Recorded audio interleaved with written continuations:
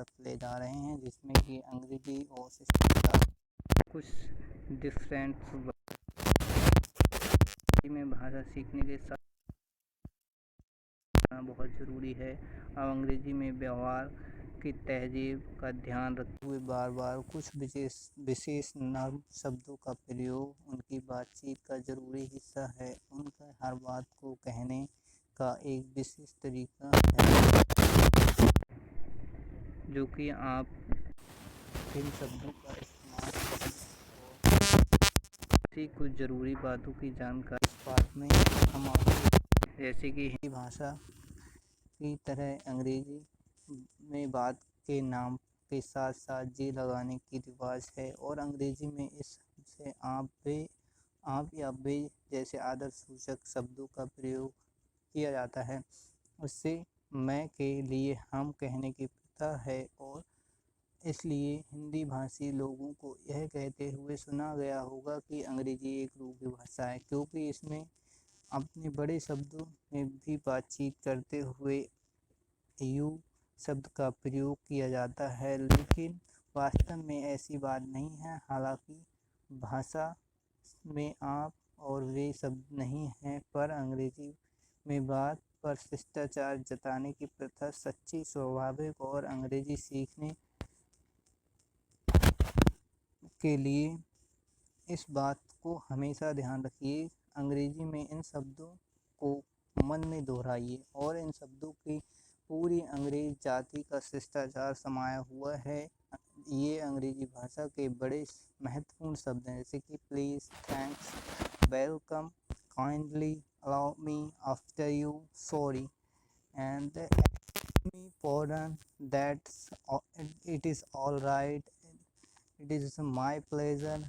And यदि आपको किसी से पेन भी लेना हो तो, या आपको किसी से पानी मांगना हो अथवा किसी से समय पूछना हो, तो फिर किसी के उत्तर में हाँ कहना हो तो प्लीज़ शब्द का प्रयोग कर सकते हैं। यदि आप केवल प्लीज़ का कह देंगे तो भी चलेगा, उसमें कोई प्रॉब्लम वाली बात नहीं है। जैसे कि परंतु आपको अभद्र कहलाएंगे हिंदी में, आप यूँ भी कह सकते हैं, ज़रा अपना पेन देना, एक गिलास पानी क्या वजह है, हाँ पी लूँगा, ऐसे बोल सकते हैं। पर अंग्रेजी में लेकिन इस तरह के यदि आप अंग्रेजी में भी निम्न वाक्य बोलेंगे तो कोई अंग्रेज पहचान लेगा कि आप असभ्य और विदेशी नागरिक हैं, जैसे कि उसमें शिष्टाचार से परिचित नहीं हैं। Give me your pen, give me a glass of water. What is the time? Yes, I will drink it. यदि आप कहेंगे May I have your pen please? A glass of water please? Time please? Yes please. यदि आप इन वाक्यों का प्रयोग इस प्रकार भी करेंगे तो समझ जाएगा कि आप सभ्य हैं। May I borrow your pen please? Give me a glass of water please? And what is the time please? यदि व्यक्ति ने आपको मामूली सा कोई भी काम किया, उदाहरण के लिए पूछी और उसने बता दी, तो आप थैंक यू कहना चाहिए। आप थैंक्स भी कह सकते हैं यदि अधिक आप आश्वासन प्रकट करना चाहते हैं। कह सकते हैं many thanks you, thank you very much. कोई आपसे कुछ और लेने के लिए कहे और आप ना लेना चाहते हैं, तो आप हिंदी की तरह ही मत कहिए और मैं नहीं लेना चाहता, I don't want to take more, no thanks बोल सकते हैं आप। बल्कि आप में बोल सकते हैं नो थैंक्स, मैं लेना नहीं चाहता, इसका मीन यही आएगा हिंदी में। आपने किसी को अपना छोटा सा काम किया और बदले में उसने आपको कहा थैंक यू। अंग्रेजी में आप बात यूं ही ख़त्म नहीं हो जाती।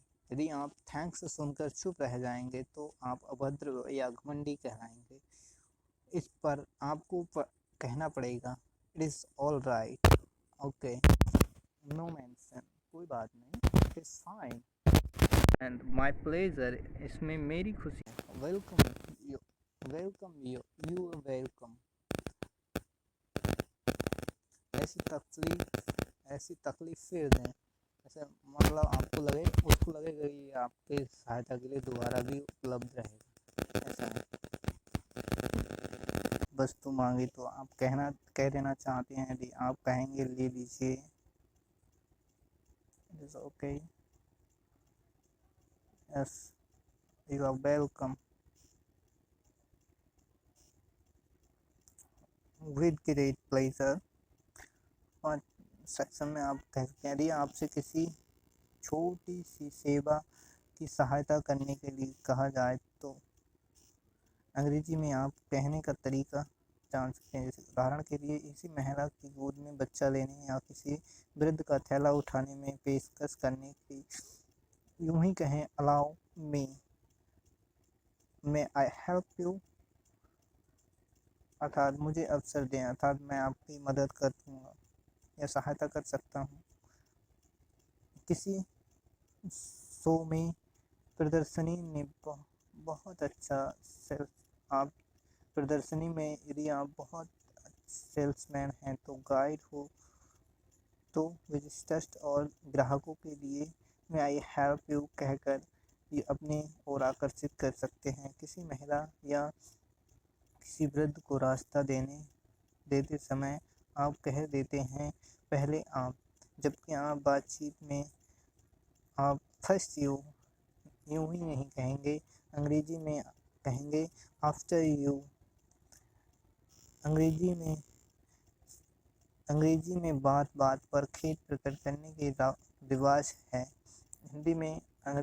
हिंदी में भी हम खेद प्रकट करते हैं या क्षमा मांगते हैं तब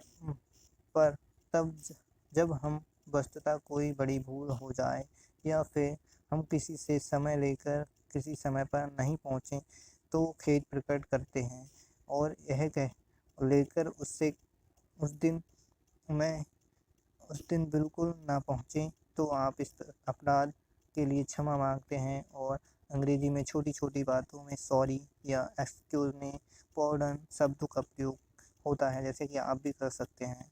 आपको किसी से हाथ छू जाए तो आप झट से सॉरी बोल सकते हैं। जैसे कि दो आदमी रास्ते में खड़े हैं और बात कर रहे हैं, आप उनके बीच से गुजरना चाहते हैं तो बोल सकते हैं एक्सक्यूज मी।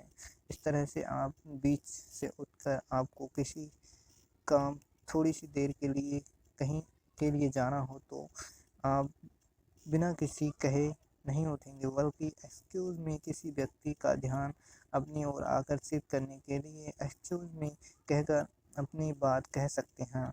आप टेलीफोन सुन रहे हैं, आमने सामने किसी से बातचीत कर रहे हैं तो आप बात सुनाई नहीं देती तो आप फिर से सुनना चाहते हैं तो आप ऐसे नहीं कहेंगे ऊंचा बोलो, मुझे कुछ सुनाई नहीं देता, speak loudly, I can't hear anything. बल्कि आप कहें आप स्थान पर आप अंग्रेजी में केवल या कहेंगे pardon, I beg your pardon, I beg your pardon, और आप सामने वाला व्यक्ति इसे समझ जाएगा कि आपको बात सुनाई नहीं दी।